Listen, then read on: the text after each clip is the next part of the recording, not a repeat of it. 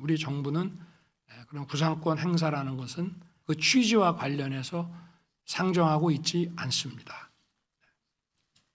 부족하면 제가 더 답변. 윤석열 개요대 연설 파문 확산. 조선은 원래 일본 영토 주장했었던 오카쿠라 텐신의 발언을 인용. 윤석열 대통령은 17일 일본 개요대에서 한일 양국 대학생들을 상대로 한 윤 대통령 학생과 미래를 말하다 강연 중에 일본의 사상가 오카쿠라 텐신의 용기는 생명의 열쇠라는 말을 인용하고 논란에 휩싸였습니다. 친일 역사관과 행실을 여실히 보여주고 있으나 여당인 국민의힘은 두둔하고 은폐하기에만 급급하고 있습니다. 먼저 관련 발언 영상부터 보겠습니다. 여러분도 아시는 바와 같이 메이지 시대의 사상가 오카쿠라 텐신은 용기는 생명의 열쇠라고 했습니다. 25년 전 한일 양국의 정치인이 용기를 내어 새시대의 문을 연 이유가 후손들에게 불편한 역사를 남겨줘서는 안 된다는 믿음 때문이었습니다.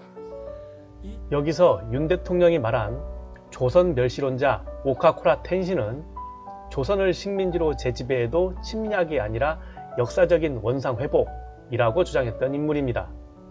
아주 벌레나 기생충 같은 놈인데 그런 인간을 추종한다는 것입니다. 이 텐신이라는 꼴통에 대해 좀 더 말씀드리자면 오카쿠라 텐신은 메이지 시대 사상가로서 일본의 문화뿐만 아니라 동양의 사상을 서구에 전파해 일본 놈들에게 존경을 받았던 인물입니다.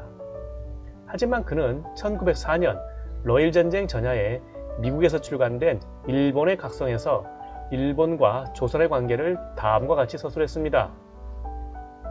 조선의 시조 단군은 일본 시조의 아들일 뿐만 아니라 조선은 일본의 제14대 천황이 정벌군을 파견하여 삼한 땅을 정복했던 3세기 이후 8세기에 이르는 500년 동안 일본의 지배하에 있던 고유의 속주였으니 일본이 러일전쟁에서 승리를 거두고 앞으로 조선을 식민지로 재지배해야 한다 하여도 결코 침략이 아니라 역사적인 원상 회복일 뿐이다 라고 말했던 정신병자이자 방구석 찌질이 등신입니다.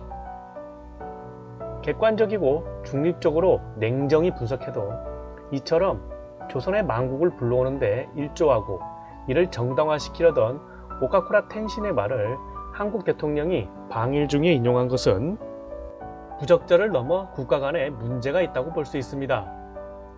참고로 3.1절 기념식에서 윤 대통령이 했었던 말은 조선이 식민지가 된 것은 구 한국에 힘이 없었기 때문이며 역사적으로 당연한 운명과 세계적 대세에 수놓기 위한 조선 민족의 유일한 활로이기에 단행된 것이다 라고 말했던 1919년 매일신보에 실린 매국노 이완용의 말과 거의 일치합니다. 이에 대해 민주당 이재명 대표의 발언을 한번 들어보겠습니다. 윤석열 정권이 끝내 일본 하수인의 길을 선택했습니다.